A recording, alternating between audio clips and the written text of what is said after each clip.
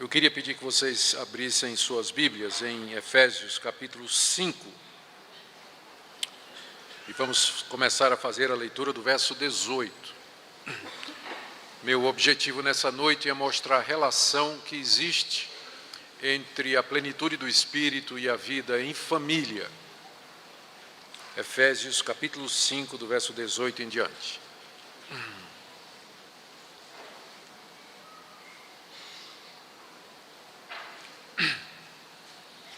E não vos embriagueis com vinho, no qual há dissolução, mas enchei-vos do Espírito, falando entre vós com salmos, entoando e louvando de coração ao Senhor, com hinos e cânticos espirituais, dando sempre graças por tudo a nosso Deus e Pai, em nome de nosso Senhor Jesus Cristo, sujeitando-vos uns aos outros no temor de Cristo.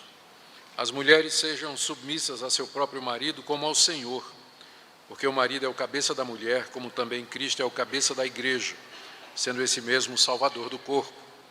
Como, porém, a igreja está sujeita a Cristo, assim também as mulheres sejam em tudo submissas ao seu marido. Maridos, amai vossa mulher, como também Cristo amou a igreja e a si mesmo se entregou por ela, para que a santificasse, tendo-a purificado por meio da lavagem de água pela palavra, e para apresentar a si mesmo igreja gloriosa, sem mácula, nem ruga, nem coisa semelhante, porém santa e sem defeito. Assim também os maridos devem amar a sua mulher como ao próprio corpo. Quem ama a esposa, a si mesmo se ama, porque ninguém jamais odiou a própria carne, antes a alimenta e dela cuida, como também Cristo faz com a igreja, porque somos membros do seu corpo. Eis porque deixará o homem a seu pai e sua mãe, se unirá à sua mulher, e se tornarão os dois uma só carne. Grande é esse mistério, mas eu me refiro a Cristo e à igreja. Não obstante, vós, cada um de per si, ame a própria esposa como a si mesmo, e a esposa respeite o marido. Filhos, obedecei a vossos pais no Senhor, pois isso é justo. Honra teu pai e tua mãe, que é o primeiro mandamento, com promessa, para que te vá bem e sejas de longa vida sobre a terra. E vós, pais, não provoqueis vossos filhos à ira, mas criai-os na disciplina e na admoestação do Senhor. Até aqui a leitura da palavra de Deus. Vamos orar mais uma vez, pedindo que Ele nos ilumine na compreensão da sua revelação escrita. Senhor, estamos todos diante de Ti e queremos ser ensinados pelo Senhor, ensinados pela Tua palavra. Pedimos, nosso Pai, que o Teu bendito Espírito Santo esclareça as nossas mentes, toque em nosso coração, faz com que essa palavra seja aplicada a cada vida aqui presente. Oramos pelos casados, oramos pelos maridos, pelas esposas, oramos pelos pais, pelos filhos, oramos pelos solteiros também, pelos viúvos, viúvas, separados. Pedimos, ó Deus, a Tua bênção, que essa passagem fale ao coração de cada um de nós, para a Tua glória e edificação do Teu povo. É o que pedimos em nome de Jesus. Amém. Essa passagem que eu li para os irmãos está na parte final da carta que Paulo escreveu aos Efésios. Na primeira parte da carta, como é sabido, o apóstolo Paulo está fazendo uma exposição do que é a igreja. Como Deus, na eternidade, planejou a igreja, enviou seu Filho Jesus Cristo para que morresse por ela, e depois o Espírito Santo para reunir essa igreja através da história. Essa igreja é composta de judeus e gentios, que são chamados pelo mesmo evangelho e são aceitos com base no mesmo sacrifício de Cristo. E Deus levantou os apóstolos exatamente para lançar o fundamento dessa igreja. E Paulo é um desses que Deus levantou para fazer isso. O que eu acabei de dizer é o conteúdo dos capítulos 1, 2 e 3. É o que Paulo faz no início da carta. A partir do capítulo 4, o apóstolo Paulo começa a explicar de que maneira aqueles que foram chamados por Deus para fazer parte da sua igreja devem viver. E ele começa falando no capítulo 4 a respeito da necessidade de manter a unidade da igreja. Depois ele fala dos dons espirituais para a edificação da igreja. E depois ele começa a falar da necessidade de santificação na vida dos cristãos. E ele faz isso usando uma metáfora, uma figura que nós encontramos em meados do capítulo 4. Ele diz que nós devemos nos despir do velho homem e nos revestir do novo homem, criado segundo Deus em verdadeira justiça e santidade. A metáfora que ele usa aqui é a do trocar de roupa. O velho homem é a nossa velha natureza que está ligada a Adão e que nós herdamos por nascimento.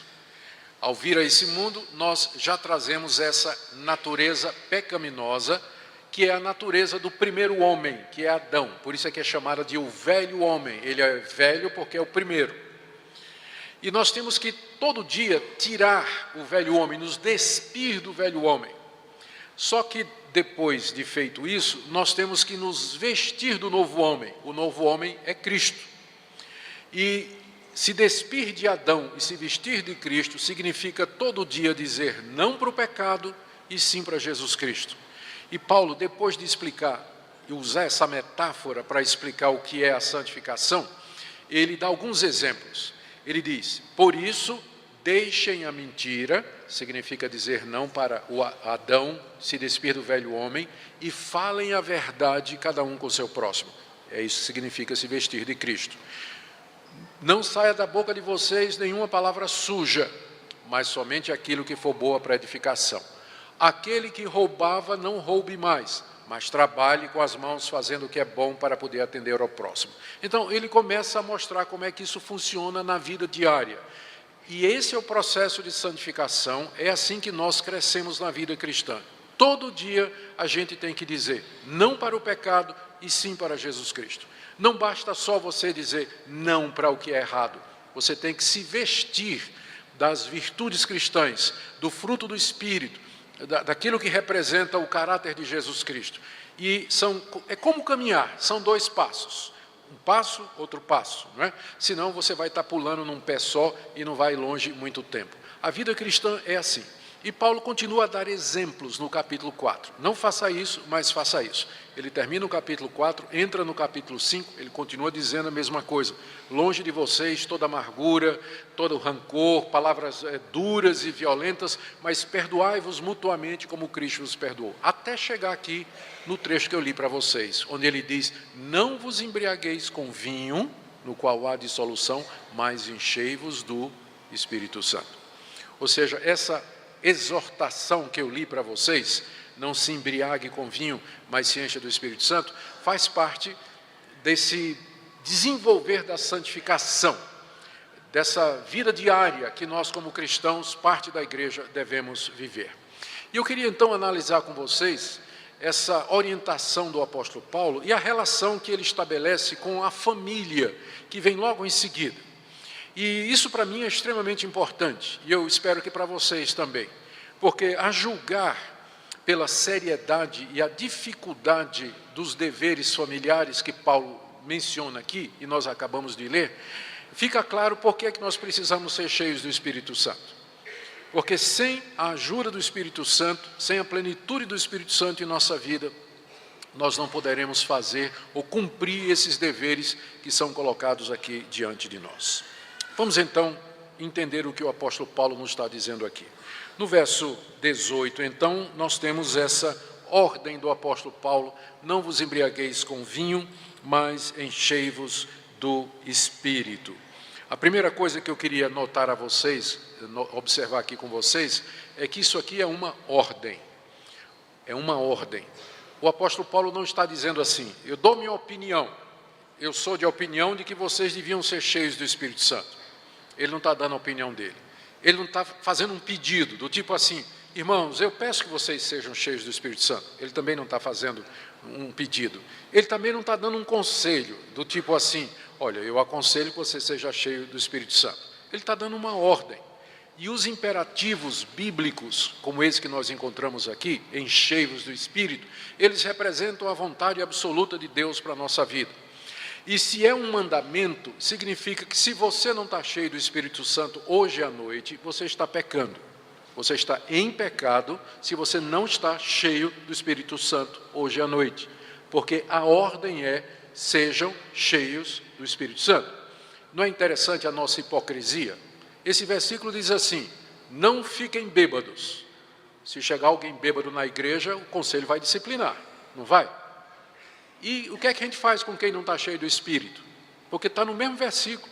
Um é tão mandamento quanto o outro. É tão pecado ficar bêbado, como é pecado não estar cheio do Espírito Santo. Mesmo mandamento. Então, é uma ordem. Não existe isso de crente do tipo assim. Não, eu sou um crente carnal. Eu creio em Jesus Cristo, fui salvo pela graça, mas aí esse negócio fica cheio do Espírito Santo. Eu não sou fanático, eu não sou fundamentalista. Esse negócio de viver orando, buscando a Deus, andando nos caminhos de Deus. Não, eu sou salvo pela graça, eu vou viver como é que eu posso, afinal ninguém é perfeito. Não tem essa opção na Bíblia. A palavra de Deus diz: seguir a santificação, sem a qual ninguém verá o Senhor. Por definição, aquele que é salvo na Bíblia, ele anda no Espírito e vive no Espírito. Não existe isso de um crente que passa o tempo todo entristecendo o Espírito Santo, resistindo ao Espírito Santo ou apagando o Espírito Santo. Não existe essa definição na Bíblia. Ou seja, a vontade de Deus para você e para mim é que nós estejamos cheios do Espírito Santo. Isso não é em ocasiões especiais, porque essa ordem aqui no verso 18, ela está na língua grega, no imperativo presente, que significa uma ordem a ser cumprida sempre. Poderia ser muito bem traduzido da seguinte maneira: sejam constantemente cheios do Espírito Santo. Sejam constantemente cheios do Espírito Santo. Ou seja, é uma experiência ou é uma posição que nós devemos ter constantemente. É interessante que Paulo está dizendo isso para essa igreja aqui. Vocês lembram como é que a igreja de Éfeso começou? Está lá no livro de Atos.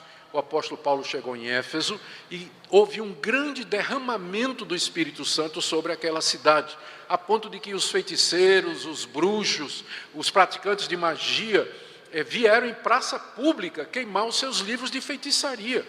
Diz lá que o apóstolo Paulo fazia milagres extraordinários. É a única vez no Novo Testamento que essa expressão milagres extraordinários aparece, é quando Paulo estava lá em Éfeso. A igreja de Éfeso nasceu debaixo de um grande avivamento espiritual, um derramar do Espírito Santo. Fazia cerca de 5 anos que isso tinha acontecido, quando Paulo escreve essa carta. E não é interessante isso? Aqueles irmãos sabiam que era um avivamento espiritual. Eles tinham experimentado aqueles momentos de plenitude. Ainda assim, Paulo diz para eles: enchei-vos do Espírito. Porque a experiência de ontem não serve para hoje não, irmão. A experiência que você teve 2 anos atrás, 1 ano atrás, semana passada, ela não serve para hoje não. O maná servia para o dia. Era proibido, inclusive, colher maná que caía do céu para guardar e comer no dia seguinte. Então todo dia você tem que buscar essa plenitude. Está cheio do Espírito Santo o tempo todo.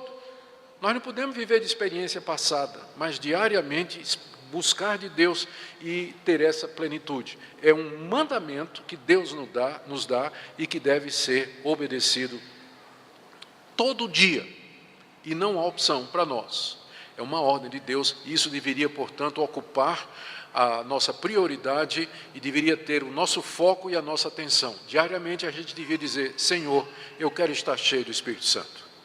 Eu quero estar transbordando do Espírito Santo de Deus. Segunda coisa que eu queria observar para vocês é o que é que significa ser cheio do Espírito Santo aqui. E é fácil a gente descobrir porque Paulo nos ajuda com essa comparação.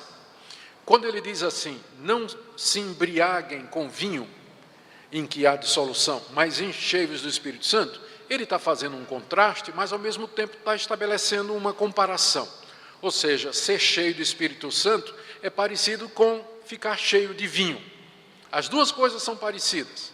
É óbvio, uma pessoa que está embriagada, está cheia de vinho, ela tomou tanto vinho, ou cerveja, ou sei lá, qualquer bebida alcoólica aí, o álcool subiu até sua cabeça, influenciou a sua mente, de forma que as palavras que ele diz, os pensamentos dele, os sentimentos dele, as reações, as decisões, as emoções estão controladas pelo álcool.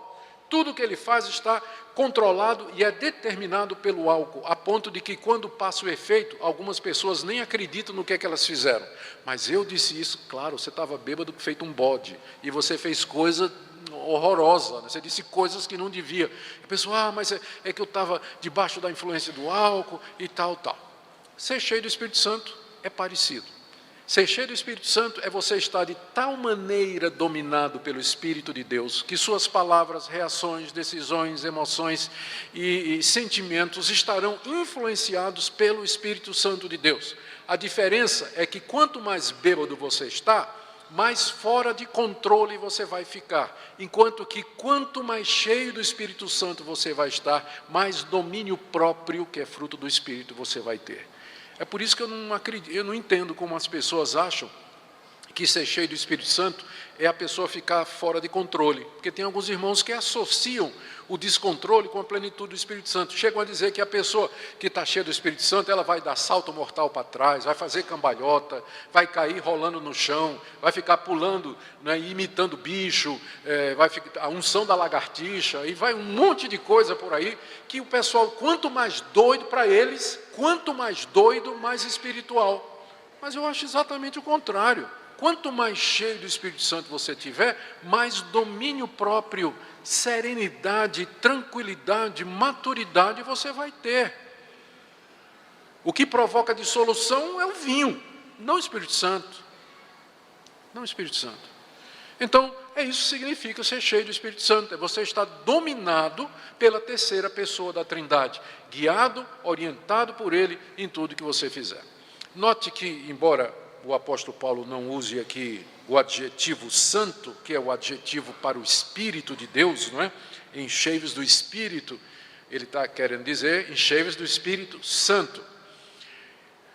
O que é que então significa, ou qual é o resultado, o primeiro resultado da gente ficar cheio do Espírito Santo? Santidade. Se ele é santo e eu estou cheio do Espírito Santo, o primeiro resultado é santidade, porque ele nos transmite a sua natureza. É isso que ele é. Ele opera em nós a sua santidade. Ele nos guia e nos orienta para que nós sejamos santos como ele é. É isso que o Espírito Santo faz em nós.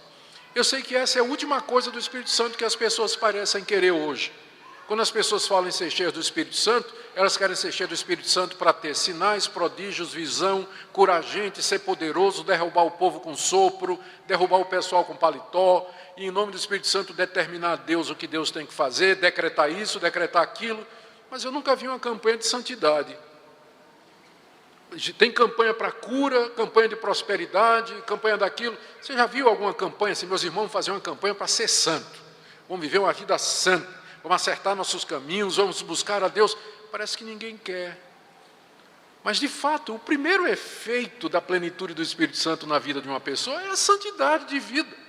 É o desejo de andar reto diante de Deus, de consertar a vida, de andar nos mandamentos do Senhor, fazer a vontade dEle. É isso que acontece e é o resultado, primeiro, da plenitude do Espírito Santo de Deus. Note também aqui, agora eu quero partir já para a pergunta que é uma pergunta chave aqui no que eu quero dizer. De que maneira, então, como eu posso ser cheio do Espírito Santo? Nós já vimos que é uma ordem, nós já vimos o que é que significa.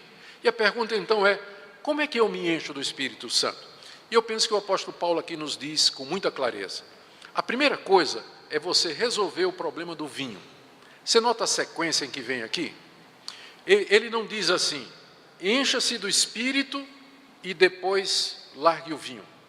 Não, primeiro vem o quê? Não vos embriagueis com vinho, mas enchei-vos do Espírito. Ou seja, em primeiro lugar, eu tenho que parar de me embriagar com vinho para que eu possa ser cheio do Espírito Santo. Isso está dentro do que Paulo vem fazendo até agora, não é? Ele está dizendo não para o pecado, você tem que dizer não para o pecado, e sim para Deus. Em outras palavras, eu não posso ser cheio do Espírito Santo se eu estou cheio de vinho. As duas coisas são incompatíveis. Eu só posso ser controlado por Deus e pelo Espírito Santo se Ele for o único poder na minha vida.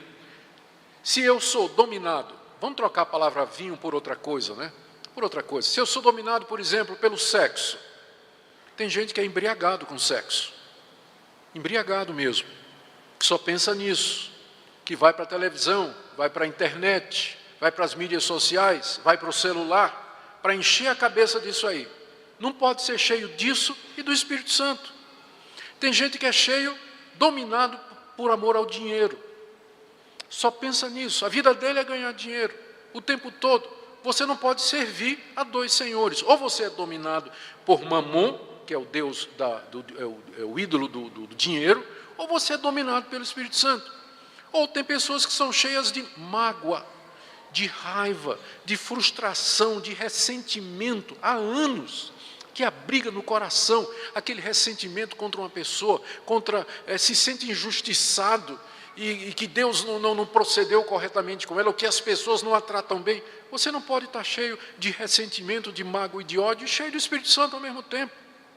Não vos embriagueis com, 3 pontos, complete aí você, mas enchei-vos do Espírito Santo. Então, se você quer ser cheio do Espírito Santo, a primeira coisa é você destronar os ídolos do seu coração. É você colocar a sua vida em ordem diante de Deus. O que é que ocupa o primeiro lugar na sua vida? Quem é o ídolo que está sentado no trono do seu coração? Enquanto ele não for destronado, Cristo não pode sentar no trono. Então, não vos embriagueis com vinho, mas enchei-vos do Espírito. Primeira coisa, você tem que resolver o problema do ídolo do seu coração. Quem é o poder que domina na sua vida? Segunda coisa, estou respondendo a pergunta, como? O apóstolo Paulo nos dá em seguida, depois da ordem do verso 18, você nota aí do verso 19 em diante, que ele nos dá várias orientações em resposta a essa pergunta. Vamos perguntar ao apóstolo Paulo. Paulo, como é que eu posso ser cheio do Espírito Santo? Resposta dele no verso 19. Falando entre vós com salmos, primeiro, entoando e louvando de coração ao Senhor com hinos e cânticos espirituais, segundo, dando sempre graças por tudo a nosso Deus e Pai, em nome de nosso Senhor Jesus Cristo, terceiro, e sujeitando-vos uns aos outros no temor de Cristo. Aqui estão 4 coisas que o apóstolo Paulo diz, que se feitas, elas nos trarão a plenitude do Espírito Santo. Ele já tinha mencionado a questão de deixar o vinho e nos encher do Espírito. E essas medidas que ele coloca aqui, são medidas práticas e que estão ao alcance de todos nós.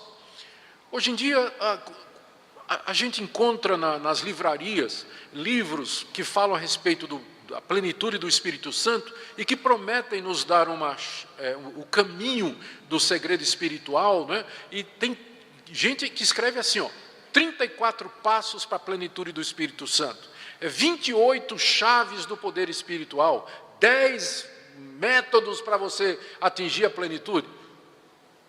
É bem mais simples do que isso. É bem mais simples do que isso, ser cheio do Espírito Santo.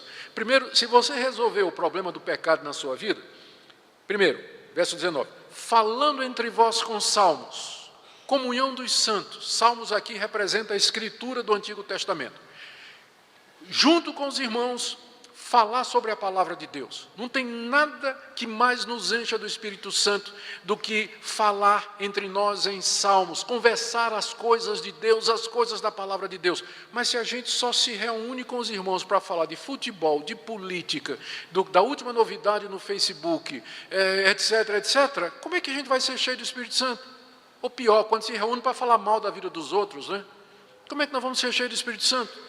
Nós temos que falar entre nós em salmos, participar de grupos da vida da igreja, onde a palavra de Deus é lida, ler a Bíblia com seu marido, com sua esposa, com seus filhos em família. É isso que vai fazer com que a gente seja cheio do Espírito Santo. E aqui, isso aqui é um problema para o desigrejado, né? O desigrejado é aquela pessoa que quer Cristo, mas não quer a igreja. Ele diz que é crente, mas ele não quer saber de congregar com os irmãos. Ele diz, eu sou o templo. Eu sou o templo do Espírito Santo. Eu sou a igreja. E fica sozinho em casa e resolve, que se alimenta da internet e tal, mas ele não quer a comunhão dos santos. A Bíblia nunca diz que um crente individual é o templo do Espírito Santo. Geralmente, quando é usada a expressão templo do Espírito Santo, se refere à comunidade. Nós, em comunidade, somos o templo do Espírito Santo. O nosso corpo é templo do Espírito Santo. Então, como é que um desigrejado, uma pessoa que diz que é crente, mas não vem para ter comunhão com os irmãos, como é que ele vai cumprir isso aqui? Falando entre vós, em salmos. A importância da vida comunitária como irmãos. A plenitude do Espírito Santo na Bíblia quase sempre acontece em comunidade. Há exemplos de pessoas, de indivíduos que foram cheios do Espírito Santo. Mas se você ler o livro de Atos e as exortações que você tem nas cartas, quase sempre a referência é a comunidade, quando estamos juntos buscando a Deus. Então, primeira coisa, essa comunhão no Espírito com salmos entre os irmãos. Segunda, entoando e louvando de coração ao Senhor com hinos e cânticos espirituais. Esse entoar e louvar de coração ao Senhor, um louvor espontâneo, sincero, que parte de dentro do nosso coração e cujo conteúdo está de acordo com o Espírito Santo. Essa expressão, hinos e cânticos espirituais, não significa hinos e cânticos que foram dados pela inspiração do Espírito Santo, como a gente ouve às vezes as pessoas dizerem assim, chegar na igreja e dizer assim, meus irmãos, eu vou cantar um hino aqui que o Espírito Santo me deu. E aí rasga um hino cheio de erro de português. Não é? Puxa vida, o Espírito Santo não sabe nem falar português, não é?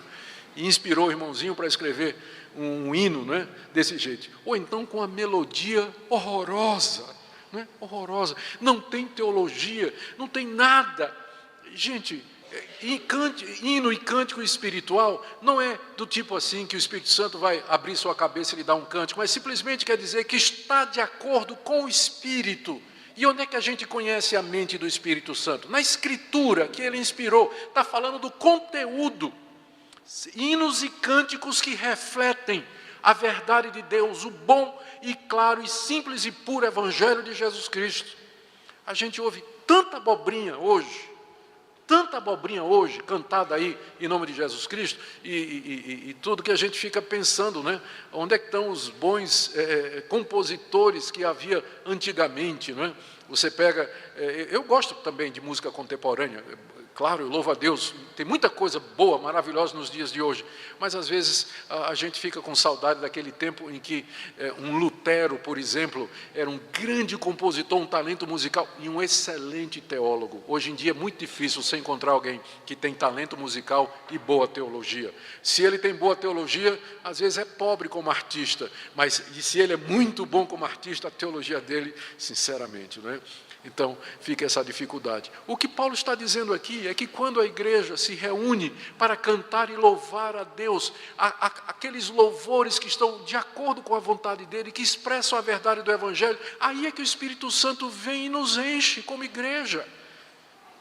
Nos toma como igreja, quando a verdade está sendo anunciada através desse método maravilhoso que é a música, que é o louvor que parte sinceramente do coração. Outra pergunta, que vem de novo aquela pergunta, como é que um desigrejado pode fazer isso, né? Vem a terceira coisa no verso 20, dando sempre graças por tudo a nosso Deus e Pai, em nosso Senhor Jesus Cristo. Parece uma coisa simples, mas é uma das orientações que Paulo está dando aqui para que sejamos cheios do Espírito Santo, uma vida de gratidão, dando sempre, não é em algumas ocasiões, graças por tudo, não é por algumas coisas, a nosso Deus e Pai, em nome de nosso Senhor Jesus Cristo.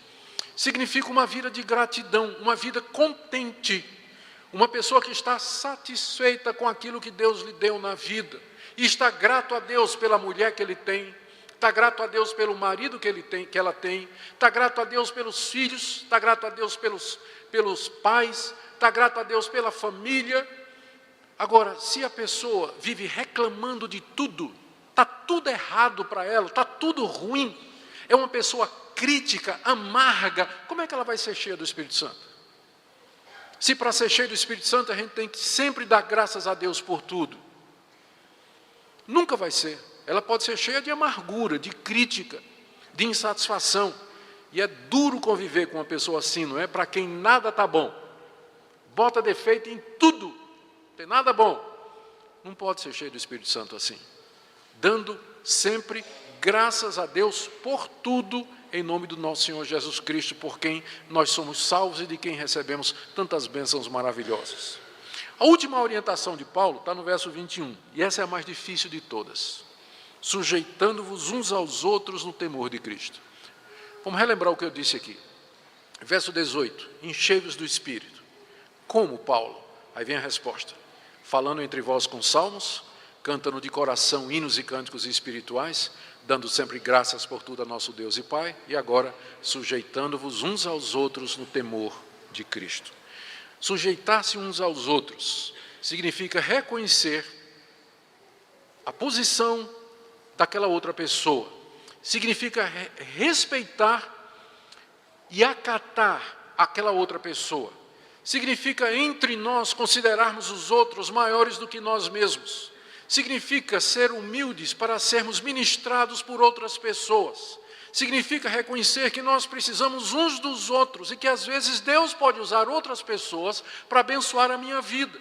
E eu acato que Deus me abençoe através de outra pessoa. Isso significa sujeitai-vos uns aos outros. Essa sujeição mútua é colocada pelo apóstolo Paulo como sendo condição para que a igreja seja cheia do Espírito Santo.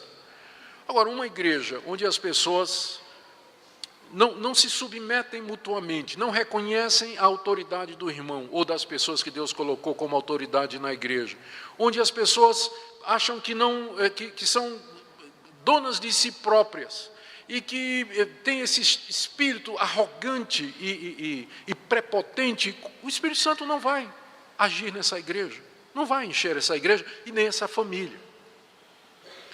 E aí vem a pergunta: Paulo, como é que isso funciona na prática? Essa questão da sujeição mútua, como é que funciona na prática? E aí é que vem o versículo seguinte, no verso 22. As mulheres sejam submissas ao seu próprio marido. Agora vocês estão vendo a conexão com família, né? Estão vendo a conexão. A conexão é essa. Enchei-vos do Espírito. Como? Falando entre vós, cantando, dando graças e se sujeitando. Como é que eu me sujeito?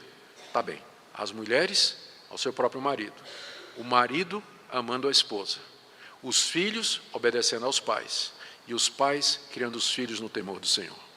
É assim que nós, na prática e na família, cumprimos a ordem da sujeição mútua como condição para ser cheios do Espírito Santo. Deixa eu elaborar esse ponto aqui. Verso 22. As mulheres devem ser submissas ao seu próprio marido. Essa é a orientação às mulheres, se elas querem ser cheias do Espírito Santo. É mais ou menos assim. Minha irmã, eu não estou muito interessado, a irmã que é casada, eu não estou muito interessado em se você fala em línguas e que profecias você fez e quantos milagres você realizou. Eu quero saber como é que você trata seu marido. Porque o que vai dizer que você é uma mulher espiritual não são essas coisas, mas se você é submissa ao seu marido. Não é isso aqui? A relação não é essa? Não está claro aqui? Então, eu vou conhecer, eu vou saber o nível espiritual de uma esposa, de uma mulher cristã, pela maneira como ela trata o marido dela, pela maneira como ela respeita o seu marido. Então, eu não me impressiono com mulher, faz isso, faz aquilo, é líder, é evangelista, está ativa na igreja e tudo mais, mas descasca o marido, critica o marido, não tem o menor respeito pelo marido. Não vou falar muito não, mas a gente sabe o que é que acontece, não é? Então, eu não fico impressionado com mulher assim, não fico mesmo, não vejo nenhuma espiritualidade. Agora, eu observo a maneira como ela trata o marido, a maneira como ela lida com o marido. Aí sim, isso é indicador de plenitude espiritual, isso é indicador de plenitude espiritual. A razão que Paulo dá aqui, para que a mulher se sujeite ao seu marido, está no verso 23, porque o marido é o cabeça da mulher, como Cristo é o cabeça da igreja. Ele estabelece uma comparação, essa analogia, né, que é feita entre a relação Cristo e a igreja e o marido juntamente com a sua esposa. Cristo é o cabeça da igreja e é o salvador do corpo. Não é? Então, significa não somente que ele é aquele que Deus colocou para governar a sua igreja, mas também é o salvador, o provedor, aquele que cuida. E a mulher, então, assim como a igreja está sujeita a Cristo, no verso 24, as mulheres devem ser, em tudo, submissas ao marido. Em tudo, é claro, enquanto o marido não pedir alguma coisa, ou orientar alguma coisa que seja contra a palavra de Deus. Porque aí a mulher, ela está primeiramente submissa a Jesus Cristo e depois submissa ao seu marido. Se o marido quer levá-la a desobedecer a Jesus Cristo, ela não somente tem a liberdade, mas o dever de resistir ao marido. Porque a consciência dela está presa ao Senhor Jesus Cristo e não ao marido, quando o marido está pedindo alguma coisa errada. Agora lembra, ele tem que estar pedindo alguma coisa que é pecado.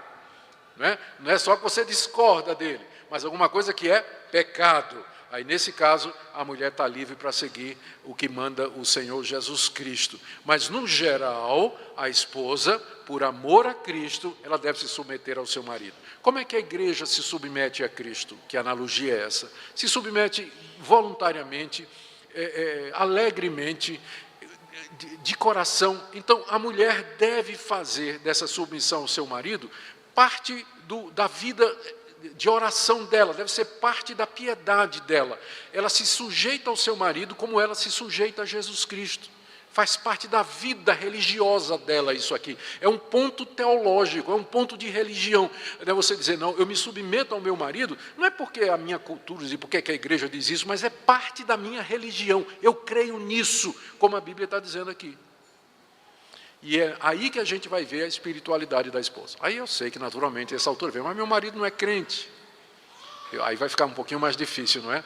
Mas maridos crentes, nem sempre eles são necessariamente o tempo todo pedindo ou fazendo coisa errada. Não é? Enquanto ele está certo naquilo que é o seu legítimo esposo, está pedindo coisas ou orientando coisas que estão de acordo com a palavra de Deus ou que não conflita com ela, não há dificuldade nenhuma a respeito disso aí. Aí depois Paulo, no verso 25, vira agora para os maridos. Eu sei que enquanto eu estava falando aqui nos versos 22, 23 e 24, eu vi um monte de marido balançando a cabeça assim, né? Assim. Tá. Agora é sua vez, né? Primeira observação.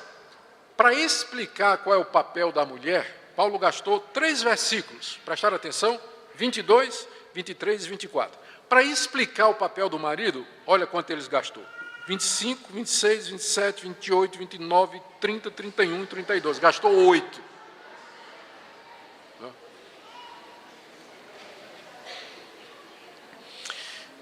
Tá. De que maneira o marido cumpre o mandamento de sujeitai-vos uns aos outros? E aqui nós vamos chegar a uma definição importante de sujeição. A sujeição no casamento é mútua. A sujeição no casamento é mútua. E de que maneira a mulher se submete ao seu marido? Está aqui dizendo, respeitando, seguindo a sua orientação, acatando, sendo governada por ele. De que maneira o marido se submete à sua mulher? Amando-a como Cristo amou a igreja. E para isso precisa muito mais tempo para explicar, pessoalmente, porque eu acho que é mais difícil. Mas Paulo gasta muito mais tempo explicando qual o papel do marido. Ele tem que amar a esposa como Cristo amou a igreja. Como é que Cristo amou a igreja? Sacrificialmente, se entregou por ela. Incondicionalmente, Cristo amou a igreja quando ainda éramos pecadores. Ele deu sua vida por nós, então não foi baseado numa condição. Ele amou a igreja com 2 objetivos, verso 26, para que a santificasse, e no verso 27, para apresentar a si mesmo. E aí Paulo diz no verso 28, assim os maridos devem amar a mulher. Eu devo amar a minha esposa como Cristo amou a igreja, sacrificialmente, voluntariamente, sem condições nenhuma, para a santificar e para apresentar a mim mesmo como a igreja vai ser apresentada a Cristo. Esse é o modelo do marido, esse é o modelo do amor do marido. E eu vou agora dizer a mesma coisa. Meu irmão, eu não quero saber quantas almas você levou para Jesus Cristo, eu não quero saber seus dons e habilidades, quem você ressuscitou dos mortos. Eu não quero saber disso. Eu quero saber como você trata a sua mulher. Como é que você trata a sua esposa? Se você a ama, se você se entrega por ela, se você provê para ela, se você cuida dela, se você investe na vida espiritual dela para santificar e para apresentar a si mesmo. É isso que vai me impressionar. No mais eu não quero saber. Eu não estou impressionado com outras coisas, porque, biblicamente falando, o que vai mostrar a sua maturidade e plenitude espiritual é a maneira como você trata a sua esposa. Tem homens que são muito ativos na igreja, pastores inclusive, muito ativos e pregadores e tudo mais, mas são brutos com a sua esposa, bruto com a mulher, não respeita, não cuida, não provê. Então, esse homem não me impressiona. E não impressiona a Deus. Pode ter certeza. E não devia impressionar vocês. Porque o que vai impressionar é a maneira como ele cuida da sua mulher. Como a ama. E aqui o círculo está fechado. Porque é fácil você se submeter a quem lhe ama. E é fácil amar quem se lhe submete. Se o marido e a mulher cumprem esse papel de sujeição mútua, o casamento vai bem, apesar das dificuldades, apesar das diferenças naturais, apesar dos percalços. Se a mulher foca na submissão e o marido no amor, os dois nem vão notar que aquilo às vezes pode ser um fardo. Porque um compensa o outro. E aí o Espírito de Deus reina de fato nesse casamento, quando os papéis que a Bíblia menciona estão sendo honrados e seguidos.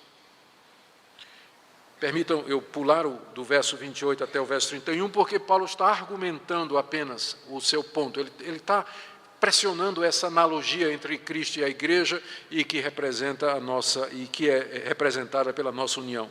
Ele termina no verso 33 fazendo um resumo, dizendo: não obstante cada um de per si, ame também a própria esposa como a si mesmo, e a esposa respeite o marido. E é fazendo isso que nós vamos cumprir a ordem de sujeição mútua, e ao fazer isso nós vamos estar nos enchendo do Espírito Santo no nível familiar. É muito difícil você querer a plenitude do Espírito Santo se esses papéis não estão sendo cumpridos na vida familiar. Agora, no verso 6 a 4, Paulo continua o mesmo argumento, dessa feita com relação a filhos e pais. Aos filhos ele diz o seguinte, a pergunta é, de que maneira o jovem cristão, ele cumpre esse mandamento da sujeição mútua? Ele é crente em Jesus Cristo e ele tem essa ordem, sujeitai-vos uns aos outros. Como é que ele cumpre isso? A resposta é, ele cumpre isso primariamente em casa, onde Deus colocou a primeira autoridade na sua vida, que são os seus pais. Filhos, obedecei a vossos pais no Senhor, pois isso é justo. Filhos, obedecei a vossos pais no Senhor. Algumas observações aqui. A primeira delas é que a palavra pais aqui significa pai e mãe. Pai e mãe. Então, a obediência ao pai e à mãe. É assim que esse jovem vai mostrar ou vai se encher do Espírito Santo. Aí eu volto a dizer, jovem, eu não me impressiono com suas postagens na internet, as suas tuitadas, eu não me impressiono com as fotos que você coloca no Instagram, versículo bíblico. Eu quero saber como é que você trata seus pais. É só isso que eu quero ver. Como é que você trata seus pais? De que maneira você se dirige a eles? De que maneira você se comporta em casa? É isso que eu quero ver. E é isso que vai me dizer alguma coisa sobre sua vida. E não mais. E não as outras coisas. Mas como você trata com seus pais? Filhos, obedecei a vossos pais no Senhor. Esse no Senhor está dizendo que é uma atitude de devoção, é uma atitude espiritual, de religião. Você obedece ao seu pai como parte da sua devoção a Jesus Cristo, como parte daquilo que você crê. Você faz isso não é por causa dos seus pais, mas por causa de Jesus Cristo, a quem você professa ter como Salvador e Senhor. E Paulo dá vários argumentos. Primeiro, porque isso é justo. Verso 1, claro que é justo. Eles trouxeram você a esse mundo. Eles criaram você. Eles passaram noites acordados, você chorando e fazendo trela. Menino custoso, menina custosa. Não é? Dando trabalho de todo tipo. Criaram você, investiram em você. Desculpa o que eu vou dizer. Gastaram dinheiro com você. E não foi pouco. Então, é no mínimo justo que você obedeça aos seus pais. Isso não é nenhum argumento religioso, é um argumento da vida, não é? É justo. Segundo argumento, está aí no verso 2. Honra teu pai e tua mãe, que é o primeiro mandamento com promessa. Da lei de Deus, esse é o primeiro mandamento ao qual vem atrelado uma promessa específica. Que promessa é essa? Para que te vá bem e sejas de longa vida sobre a terra. É o quinto mandamento. Honra teu pai e tua mãe. E ele é seguido dessa promessa, porque Deus vai recompensar o filho obediente, com longevidade e prosperidade aqui nesse mundo. Então, está aqui os argumentos do apóstolo Paulo para que o filho obedeça aos seus pais. E, volto a dizer, é dessa forma que a juventude vai ser cheia do Espírito Santo. Eu fico muito feliz quando eu vejo, hoje em dia, o interesse dos jovens pela teologia. É muito bonito isso. Ver a quantidade de jovens entusiasmados, querendo conhecer mais da fé reformada, querendo conhecer mais dos grandes autores reformados, querendo conhecer mais a palavra de Deus. É um movimento que está acontecendo no Brasil todo e no mundo. Eu creio que Deus está agindo nessa nossa geração e levantando uma geração que vai nos suceder. E isso está muito claro aos nossos olhos. Mas, ao mesmo tempo em que a gente vê esse crescente entusiasmo dessa nova geração pela teologia, e tudo isso fica muito evidente na internet, mas, ao mesmo tempo, a gente vê também crescer o desrespeito pela autoridade. O desrespeito pela autoridade, o descaso pela autoridade dos pais, o generation gap, a diferença entre as gerações cada vez maior, não é? Olhar para os pais como se fosse obrigação deles fazer o que eles vêm fazendo.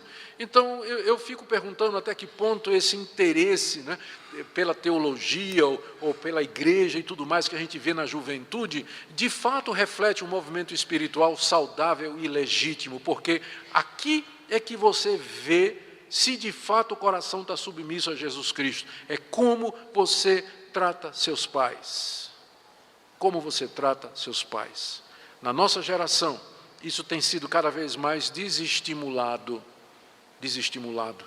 mas não no povo de Deus. No povo de Deus, a obediência aos pais é marca de espiritualidade e de plenitude do Espírito Santo. Agora deixe-me terminar com a palavra aqui no verso 4, aos pais. E vós, pais, não provoqueis vossos filhos à ira, mas criai-os na disciplina e na admoestação do Senhor. Uma primeira palavra aqui é que filhos são uma bênção. Graças a Deus por isso. Filhos são uma bênção. Eu acho muito estranho quando as pessoas resolvem casar e não querem ter filhos. Não querem ter filhos. A vida em família, eu não vou argumentar com todas as passagens do Antigo Testamento que falam da bênção em ter filhos, e nem vou falar lá do que Gênesis 1 diz, crescei, multiplicai e enchei a terra, nem vou falar de que um dos projetos de Deus para que nós tenhamos filhos é para que propague a divina semente, é assim que Deus quer que a igreja cresça, através dos nossos filhos também.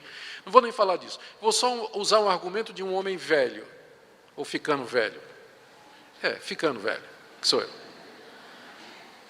Eu tenho 4 filhos. E eu me sinto tão querido e tão amado pelos meus filhos, eles se preocupam comigo. Eu estou pensando quando eu tiver 80 anos, 85, minha mulher morrer. Quem vai cuidar de mim? Agora pense você, casou, nunca quis ter filho, 85 anos, vai para onde? Quem vai lhe visitar no abrigo de idosos? Quem vai cuidar de você? E quem que vai suprir a sua solidão? Você sabe qual é o pior problema da velhice? Solidão. Os velhos se sentem sozinhos.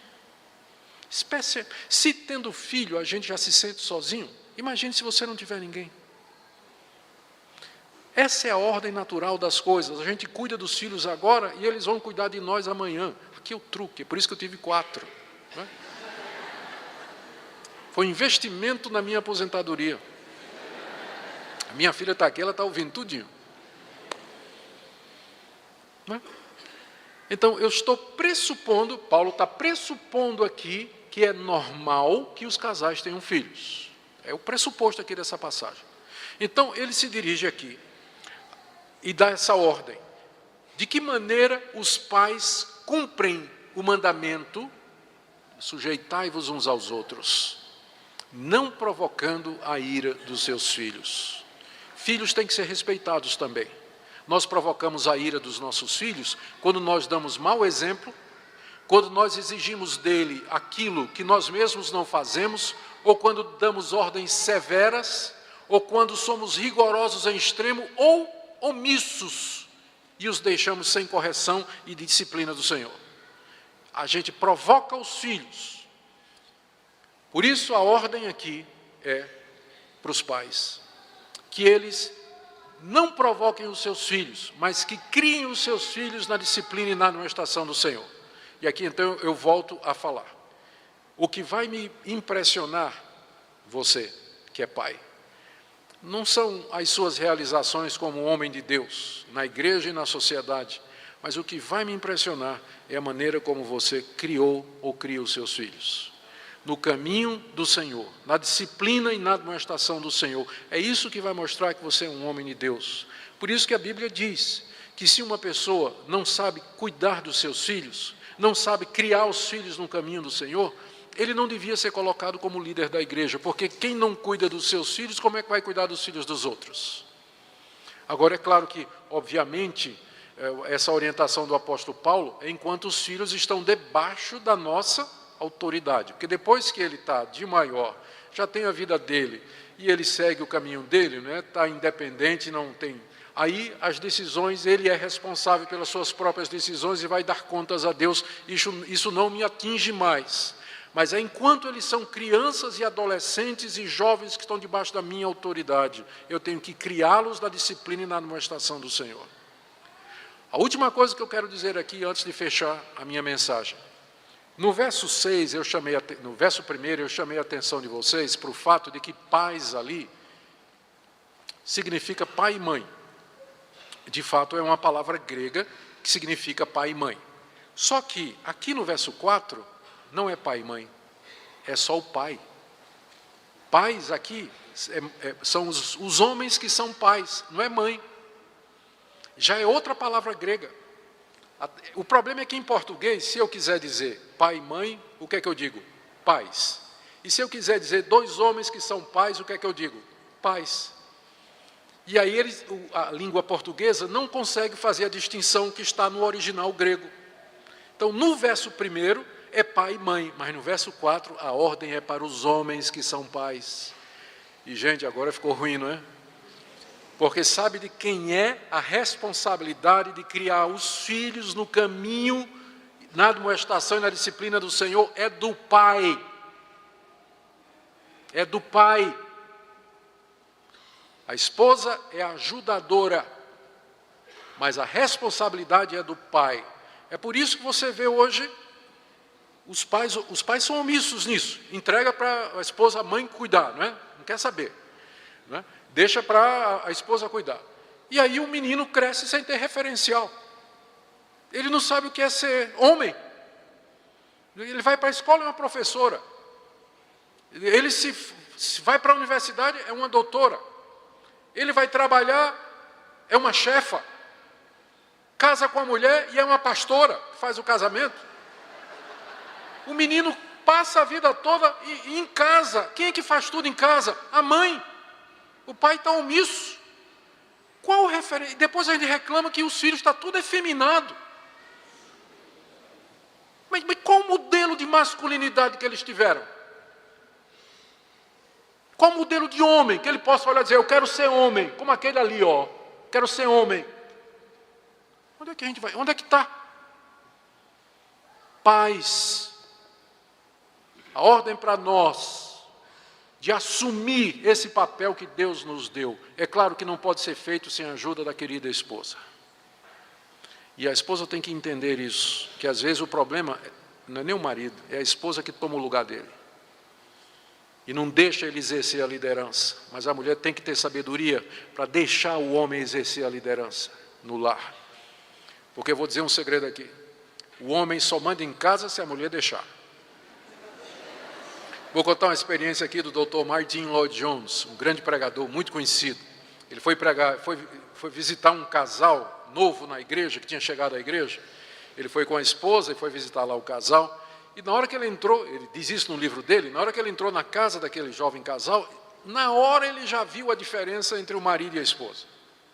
O marido, aquele, né, meio que à vontade, meio paradão assim, passivo, né, sem fazer muito. E ela, ativa, né, animada, tomava iniciativa, estava em todo lugar, pela casa toda, e tudo mais, mas o Martin Lloyd-Jones percebeu que ela dava um jeito na hora assim de conversar, que não é, querido, não é verdade, Maria? É isso aí, está tudo certo. E a palavra final sempre era do marido, a palavra final, né?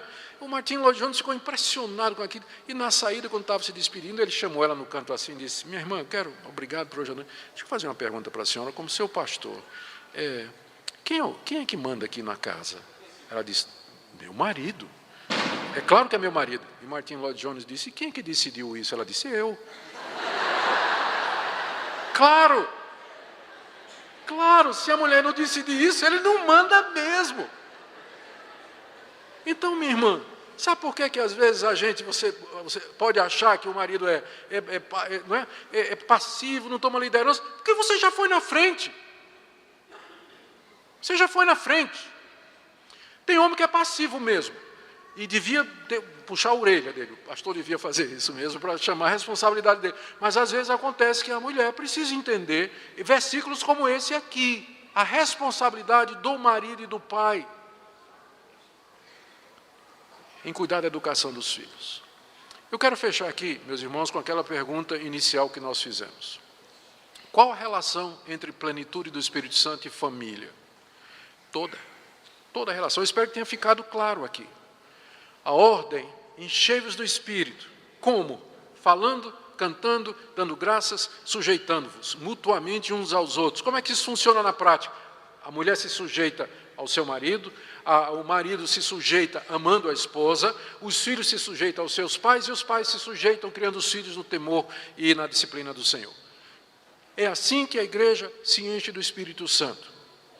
E é assim que a família caminha. Agora vamos fazer o papel reverso. Por outro lado, se é assim que nós nos enchemos do Espírito Santo, sem o Espírito Santo, nós nunca vamos poder cumprir isso aqui. Nunca, mulher, que você vai se submeter de coração ao seu marido. Nunca, marido, que você vai voluntariamente, sacrificialmente se dar pela sua esposa. Nunca, jovem, que na rebeldia do seu coração você vai se submeter aos seus pais. E nunca, pai, que você vai conseguir criar os filhos no caminho de Deus, a não ser que você seja cheio e guiado do Espírito Santo. As duas coisas estão juntas. Então, eu diria que na base da grande parte dos problemas que tem nas famílias, problema de casamento, de relacionamento, criação de filhos, o problema que está na raiz é espiritualidade. O pessoal vem com incompatibilidade de gênio, o pessoal vem com, apontando defeito, outro, mas lá no fundo, se você for perguntar, como é que está a vida com Deus e como é que está a comunhão com o Espírito Santo, aí você vai ver que sempre tem problema. Na raiz de todos os problemas está a falta da plenitude do Espírito Santo. Então, nessa noite eu queria desafiar você, chamar você, exortar você, primeiro, você que é marido, você que é pai, a se colocar diante de Deus e, sinceramente, diante de Deus, fazer essa pergunta: eu sou um homem cheio do Espírito Santo, um marido cheio do Espírito Santo, um pai cheio do Espírito Santo? E, diante de Deus, se humilhe, confessando os seus pecados, e dizendo a Deus: eu quero mudar a minha vida, eu quero essa plenitude, eu vou cantar, eu vou louvar, eu vou falar em salmos, eu vou dar graças em tudo e eu vou me sujeitar mutuamente. E eu quero, Senhor, viver para a Tua glória. Digo a mesma coisa para você, minha irmã. Digo a mesma coisa para você, que é mãe, que é esposa. Plenitude do Espírito Santo, vida de comunhão com Deus. Isso vai dar força a você e graça a você para você enfrentar as dificuldades do lar. Mesma coisa eu digo aos filhos, mesma coisa eu digo aos pais. Que Deus derrame sobre nós o seu Espírito Santo, porque é isso que vai fazer a diferença na sociedade. Famílias que cumprem o seu papel bíblico, famílias que são um exemplo e que vão mostrar que existe um Deus e que esses valores que Ele nos dá na Bíblia são valores universais, eternos e fundamentais para a vida em sociedade. A família está sendo atacada todo dia, a gente sabe disso.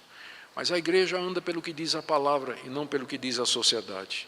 E nós queremos ser, então, uma igreja cheia do Espírito, e isso passa pelo meu casamento, seu casamento, e pela nossa família, sua família. Que Deus tenha misericórdia e derrame do seu Espírito sobre nós, e que nós sejamos, de fato, povo de Deus, a começar em nossa casa. Amém? Oremos. Ó Deus, pedimos que tenhas misericórdia de nós. Eu quero orar pelas esposas aqui presentes nessa noite. E quero pedir que o Senhor lhes dê a graça de se sujeitar ao marido como elas se sujeitam a Ti. Senhor, eu oro por aquela que tem dificuldade, marido bruto, marido insensível, marido violento, marido indiferente, marido silencioso. Tenha misericórdia, Deus. Dá graça a essa mulher, essa esposa, para que ela possa ganhar o marido sem palavra, só pelo seu testemunho.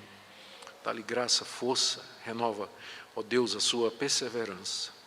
Oramos pelo marido também, que se dedica ao trabalho, a tantas outras coisas, esquece da mulher, esquece de ser carinhoso, de ser atento, de suprir as suas necessidades.